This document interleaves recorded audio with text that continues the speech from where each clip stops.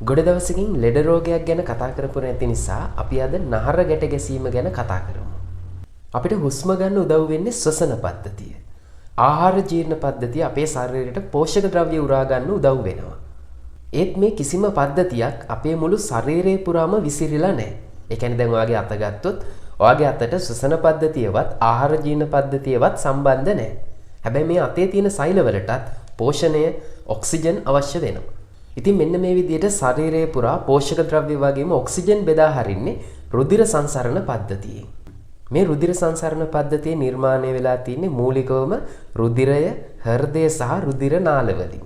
රුධිර නාල වර්ග 3ක් තියෙනවා. ධමනි, ශිරා සහ කේශනාලිකා. හෘදයෙන් ඉවතට රුධිරය ගෙන යන්නේ ධමනි. හෘදය වෙතට රුධිරය ගෙන එන්නේ ශිරා. මේ ධමනි බෙදිලා ගිහින් අන්තිමට කේශනාලිකා බවට පත් වෙලා සෛල හා පටක වලට ඇතුල් වෙනවා. ආයිත් මේ සෛල සහ පටක වලින් කුඩා කේශනාලිකා ආරම්භ වෙලා ඒව එකතු වෙලා ශිරා නිර්මාණය වෙනවා. අපේ පපුවේ මැද්දේ පොඩ්ඩක් වම් පැත්තට බරව තමයි හෘදය පිහිටලා තියෙන්නේ.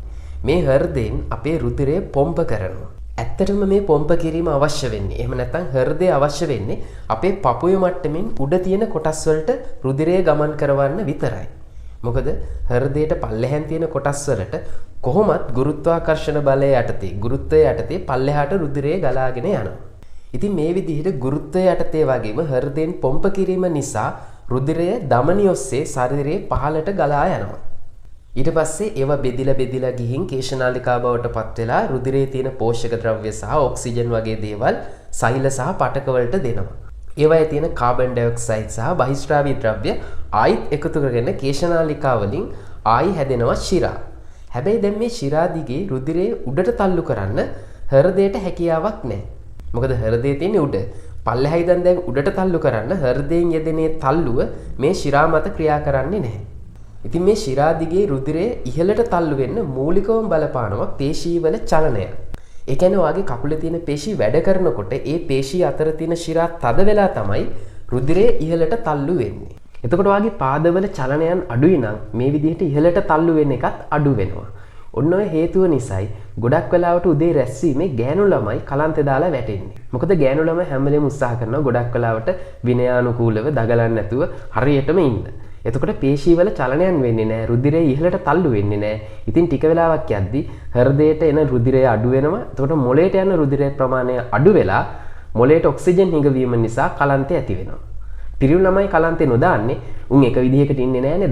දගල ඉන්නකොට පේශී චලනය වෙනවා. ඒක නිසා ඉහළට රුධිරය තල්ලු වෙනවා. ඒ නිසා පිරිමි ළමයි කලන්තේ දානවා ගොඩක් වෙලාවට අඩුයි. ගෑනු පිරිමි ભેදයක් නැහැ. ඔයාගේ කකුලේ පේශී චලනය වෙනවා නම් ඔයාට කලන්තේ දාන්න තියෙන හැකියාව අඩු වෙනවා. මොකද ශිරා දිගේ රුධිරය ඉහළට තල්ලු වෙන නිසා. ඉතින් මේ විදිහට පේශියක් සංකෝචනය වෙලා ශිරාවක් දිගේ රුධිරය ඉහළට තල්ලු වුණාට මේ පේශිය ආයිත් ඈත් වුණාම ඒ ඉහළට ගමන් කරපු රුධිරය නැවත පල්ලෙහාට එන්න පුළුවන්. මේක වළක්වන්න උදව් වෙන්නේ මේ ශිරා ඇතුලේ තියෙන කපාට. කපාට කියන්නේ නිකන් දොරවල් වගේ. ඒ කියන්නේ දැන් ශිරාවක් ඇතුලේ මෙන්න මෙහෙම දොරක් තියෙනවා.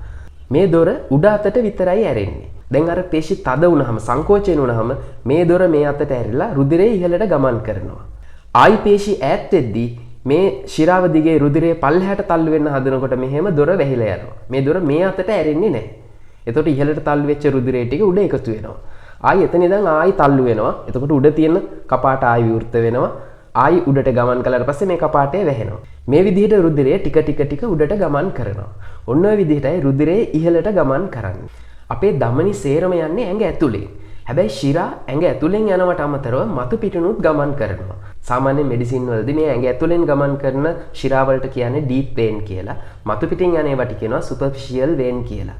මේ මතු පිටින් යන රුධිර නාල එහෙම නැත්නම් මතු පිටින් යන ශිරා අපිට වැදගත් වෙන්නේ තාප හුවමාරුවට. ඒ කියන්නේ අපේ ශරීරයේ තාපය පරිසරයත් එක්ක හුවමාරු කරගන්න ඕන නිසායි මේ මතු පිටින් නහර තියෙන්නේ. ඔයාට මේ මතු පිටින් පේන නහර ශිරා. ඒ කියන්නේ හෘදයේ වෙතට රුධිරය ගෙනෙන නාල තමයි ඔයාගේ අතේ කකුල් වල මතු පිටින් පේන්නේ. මේ මතු පිටින් තියෙන රුධිර නාල දිගේ රුධිරය ඉහළට තල්ලු කරන්න ටිකක් අමාරුයි. මොකද ඒවා වටෙන්ම පේශී වලින් ආවරණය වෙලා නැති නිසා. දැන් අපේ ඇඟ ඇතුලෙන් ගැඹුරෙන් තියෙන ශිරා ගත්තොත් ඒවා වටෙන්ම පේශී වලින් ආවරණය වෙලා තියෙන්නේ. ඒ පේශී තද වෙනකොට ඉහළට රුධිරය තල්ලු වෙනවා. ඊට අමතරව ඒගොල්ලෝ ධමනිත් එක්ක එකටම ඉන්නේ. එතකොට මේ ධමනි වල ගැස්මත් මෙයාට රුධිරය ඉහළට තල්ලු කරන්න උදව්වක් වෙනවා. හැබැයි මතු පිටින් තියෙන රුධිර නාලවලට, ඒ කියන්නේ මතු පිටින් තියෙන ශිරාවලට ඒ උපකාරය නැහැ. ඒ නිසා ඒව දිගේ ඉහළට රුධිරය තල්ලු කරන්න ටිකක් අමාරුයි. මේ නිසා අපේ මේ ශරීරයේ මතු පිටින් ගමන් කරන ශිරා ශරීරය ඇතුලෙන් ගමන් කරන ශිරා එකට සම්බන්ධ වෙලා තියෙන්නේ. නහර වලින් සම්බන්ධ වෙලා තියෙන්නේ. එතකොට මතු පිටින් යන රුධිරය අවශ්‍ය වෙලාවට ඇතුලට තල්ලු කරලා ඇතුලෙන් පම්ප් කරලා තල්ලු කරලා උඩට යොමු කරන්න පුළුවන්. දැන් රස්නේ දවසක් වගේ නම් ඔයාගේ ශරීරයේ මතු පිටින් රුධිරය ගොඩක් යනවා. එතකොට ඒ තාපය ඉවතට යවන්න පුළුවන් නිසා සීතල දවසක් නම් මතු පිටින් යන රුධිර ප්‍රමාණය අඩු කරලා ඒව ඇතුලෙන් යවනවා තාපහානිය වළක්වන්න. ඉතින් මෙන්න මේ මතු පිටින් ගමන් කරන ශිරා, ඒ කියන්නේ හෘදයට රුධිරය ගෙන එන රුධිර නාල කාලයක් යද්දී වයසත් එක්ක දුර්වල වෙන්න පුළුවන්. එහෙම දුර්වල වුණාම අර කපාටවල ක්‍රියාකාරීත්වය අඩු වෙනවා. ඉතින් මේ විදිහට මතු පිටින් ගමන් කරන ශිරා දුර්වල වීම නිසා ඒවැය තියෙන රුධිරය ඉහළට හරි එහෙම නැත්නම් පැත්තට තල්ලු කරලා අර ඇතුලේ තියෙන ශිරා වලට හරි යවා ගන්න බැරි වුණාම ඒ නහරවල ඒ ශිරාවල රුධිරය එකතු වෙලා කැටි ගැහිලා එක පොකුරක් වගේ නහර පොකුරක් වගේ නිල් පාට වෙලා පේන එක අපි හඳුන්වනවා මොකක් කියලාද? නහර ගැට ගැසීම කියලා. මේක ආකාර දෙකකට වෙන්න පුළුවන්. එකක් තමයි මෙහෙම නහර පොකුරක් විදිහටම පේන්න පුළුවන්. අපි වැරිකෝස් වේන් කියලා කියනවා. එහෙම නැත්නම් ඒකේ තියෙන රුධිරය විසිරිලා ගිහින් ස්පයිඩර් වේන් කියන තත්ත්වයට. ඒ කියන්නේ රුධිරය නිකන් පැල්ලමක් වගේ පේන තත්ත්වයටපත් වෙන්නත් පුළුවන්. මේ දෙකම නහර ගැට ගැසීමේ අවස්ථා තමයි. ඉතින් මේ විදිහට නහර ගැට ගැසීම සිද්ධ වෙන්න හේතු කීපයක්ම තියෙනවා. එක ප්‍රධාන හේතුවක් තමයි වයසට යෑම. අපි වයසට යනකොට අපේ පේශී සහ ශිරා දුර්වල වෙනවා. මේ ශිරාවල තියෙන විශේෂම කපාට හරියට විවෘත වෙන එක වැහෙන එක වෙන්නේ නැතුව යනවා. එතකොට රුධිරය ඉහළට තල්ලු නොවි රුධිරයේ ශිරාවල එකතු වෙලා නහර ගැට ගැසීම සිද්ධ වෙනවා. පේශී දුර්වල වෙන නිසා පේශී වලට හරියට උඩට තල්ලු කරගන්නත් බැහැ. ඉතින් නහර ගැට ගැසීම වයසත් එක්ක කියන්නේ වයසට යනකොට වැඩි වශයෙන් ඇති වෙන්න පුළුවන් රෝගයක්. ඊට අමතරව දෙවෙනි හේතුව තමයි අධික තරබාරුව. ඔයා ශරීරයේ බර අවශ්‍ය ප්‍රමාණයට වඩා වැඩි නම් ශරීරයේ ඉහළින් පල්ලෙහාට යෙදෙන බර තල්ලුව පීඩනය වැඩි. එතකොට අර ශිරා දිගේ ඉහළට රුධිරය තල්ලු කරගන්න අමාරු නිසා ඔයාගේ නහර ගැට ගැහෙන්න පුළුවන්. ඊට අමතරව මේකට ප්‍රවේණි පසුබිමක් තියෙන්න පුළුවන්. ඒ කියන්නේ ඔයාගේ අම්මා තාත්තා ආච්චි සීයා ඒගොල්ලන්ගේ කකුල් වල නහර ගැට ගැහිලා තියෙනවා නම් ඔයාටත් නහර ගැට ගැසීම ඇති වෙන්න තියෙන හැකියාව වැඩි වෙනවා. ඊට අමතරව තව ප්‍රධාන හේතුවක් තමයි ඔයාට හරියම පෝෂ්‍යදායී ආහාර වේලක් නොලැබීම. පෝෂ්‍යදායී ආහාර අවශ්‍ය වෙනවා මේ රුධිර නාලවල මනා පැවැත්මට, පේශීවල ශක්තිමත් භාවයට. ඉතින් ඔයාට පෝෂණය අඩුවෙන් ලැබෙනකොට මේ පේශී සහ ශිරා දුර්වල වෙලා මේ විදිහට නහර ගැට ගැසීම වෙන්න පුළුවන්. විශේෂයෙන්ම ඔයාගේ ආහාරයට පෝෂ්‍යදායී එළවලු පළතුරු අඩංගු වෙන්න ඕනි. ඒවයින් මේ නහර ශක්තිමත් වෙනවා. ඒ වගේම ව්‍යායාම අඩුවීමත් මේ නහර ගැට ගැසීමට මූලිකම හේතුවක්. ඉස්සර මිනිස්සු ගත්තොත් සෑහෙන ඇවිදිනවා. ඒ හරහා පාදවලට හොඳ ව්‍යායාමයක් ලැබෙනවා. දැන් මිනිස්සු ඇවිදින ප්‍රමාණය අඩුයි. ඒ හරහා පාදවල පේශීවල ශක්තිමත්භාවය, නහරවල ශක්තිමත්භාවය සෑහෙන අඩු වෙලා තියෙනවා. ඉතින් මෙන්න මේ ව්‍යායාම අඩුකම නිසා මේ නහර ගැට ගැසීම් වැඩි වශයෙන් සිද්ධ වෙනවා.